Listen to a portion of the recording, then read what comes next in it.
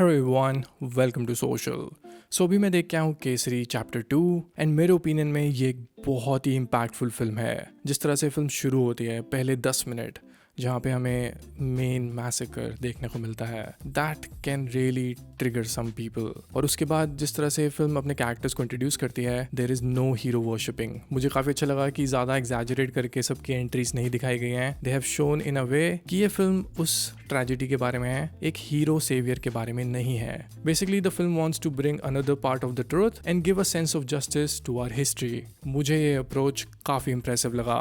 अक्षय कुमार की परफॉर्मेंसेस की बात करूँ तो यूजुअली मैंने देखा है कि उनकी फिल्मों में ना आजकल बहुत डल परफॉर्मेंस रहती है। मुझे स्काई फोर्स में उनकी परफॉर्मेंस कई जगह पे ठीक लगी थी, but overall it was very routine and in my opinion post pandemic releases के कंपैरिजन में ये उनकी बेस्ट फिल्म है। जितनी भी एक्टिंग आप अक्षय से एक्सपेक्ट करते हो, आपको पता है कि वो किस रेंज के एक्टर हैं, उनके पास एक स्पेसिफिक तरह के कैरेक्टर्स ही होते हैं, तो उन्होंने उस हिसाब से बहुत ही अच्छी एक्टिंग की है। And specially in the final scenes, वो तो यार थोड़े गूज़बम्स भी आ गए। I usually don't get easily impacted, but वो सीन्स काफ़ी इम्पैक्टफुल थे। अब बात करूँ आर माधवन के कैरेक्टर की, so he basically plays the negative character. See he is not as cruel as he was shown in Shaitaan. और मुझे यही चीज़ ना उनकी बहुत पसंद आई इस फिल्म में, कि उनको पता है कि किस कैरेक्टर को किस तरह से प्ले करना है। वरना यूजुअली एक्टर्स ना एक ही टोन पकड़ लेते हैं नेगेटिव कैरेक्टर का, और उनको समझ नहीं आता है कि स्क्रीन पे इस कैरेक्टर को प्रेजेंट कैसे करना है। इस फिल्म में जो उनका कैरेक्टर है, आप उसको एक ग्रे शेडेड कैरेक्टर कह सकते हो। ही इज क्रूअल, बट उसमें थोड़ी एम्पैथी भी है इंसानों को लेके। So writing point of view से भी इस कैरेक्टर को बहुत अच्छे से लिखा गया है। इसके बाद अनन्या पांडे की बात करूँ तो definitely it was a very new film world for her and she is fine. जिस तरह का उनका कैरेक्टर है, वो स्टोरी लाइन को एक फैक्चुअल वे में बाइंड करता है, और मुझे लगता है उन्होंने काफ़ी अच्छे से अपने कैरेक्टर को समझ के एक्टिंग की है। Not like great, but I think at least she is selecting such characters, so I definitely respect her for that and she will definitely improve as an actor in future. इसके बाद मैं थोड़ा cinematically बात करूँ, थोड़ा cinephile से communicate करूँ, तो I definitely was impressed by the overall film. देखो, आई नो कि इट्स अ कमर्शियल फिल्म और एक कमर्शियल स्टूडियो ने बनाई है, तो आपको थोड़ी चीज़ें तो पिंच ऑफ सॉल्ट के साथ लेनी होंगी। जैसे कि फिल्म के जो कुछ कोर्ट रूम सिचुएशंस हैं, वो बहुत रूटीन फील होते हैं, जैसे कि हमने पुरानी हिंदी फिल्मों में ऑलरेडी देखा हुआ है, जहाँ पे लॉयर बार बार आपको पोक करेगा कि आपने किया था कि नहीं, आपने किया था कि नहीं, बताओ बताओ बताओ, and eventually the victim will, हाँ मैंने किया था। सॉरी।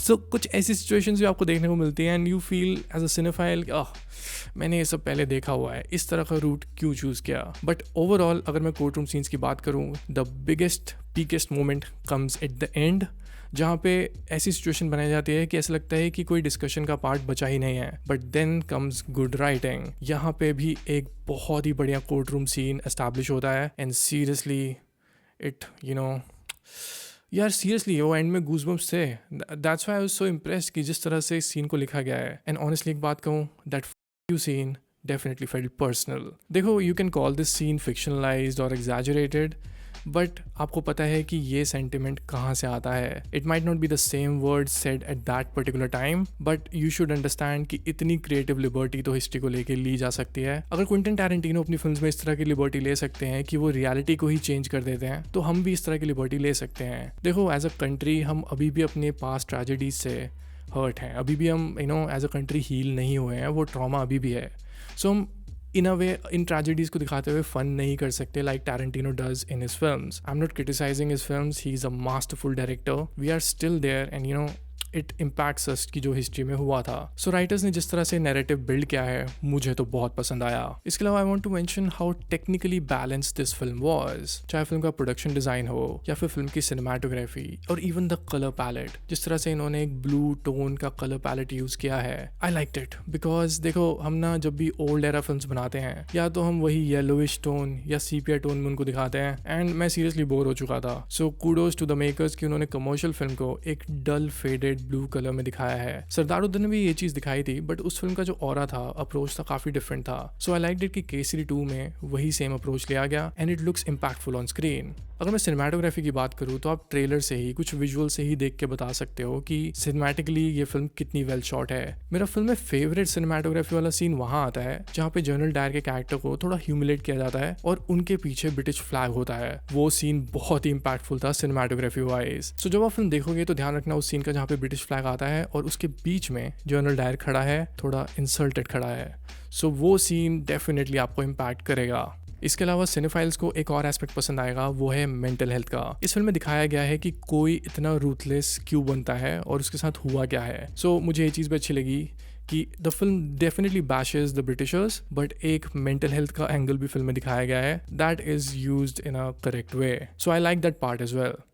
अब बात करते हैं फिल्म की रेटिंग की, mass audience rating and cinephile audience rating. देखो, मास ऑडियंस रेटिंग मैं इस फिल्म को दूंगा 4.5 स्टार्स। मासेस के लिए फिल्म बनी है, definitely they will get impacted. ये फिल्म ज़्यादा फालतू मैनिपुलेट नहीं करती है। इस फिल्म की स्टोरी में ना आपको थोड़ा दिखता है कि थोड़ा दिमाग लगाया गया है, it's not a brain dead story. इसलिए जो फिल्म के इमोशनल सीन्स हैं वो मासेस को इम्पैक्ट करेंगे, वो ओवरली एग्जैजरेट करके आपको हाईजैक नहीं करते हैं। So that is something which masses will love. Cinephile rating मैं इस फिल्म को दूंगा 3 स्टार्स। सिनेफाइल्स को थोड़े कोर्ट रूम सीन्स रूटीन लग सकते हैं, बट फिल्म का जो ओवरऑल मूड है, पूरा रन टाइम है और इसका जो टेक्निकलिटीज हैं वो काफ़ी इंप्रेसिव हैं। सो cinephiles, don't miss this one.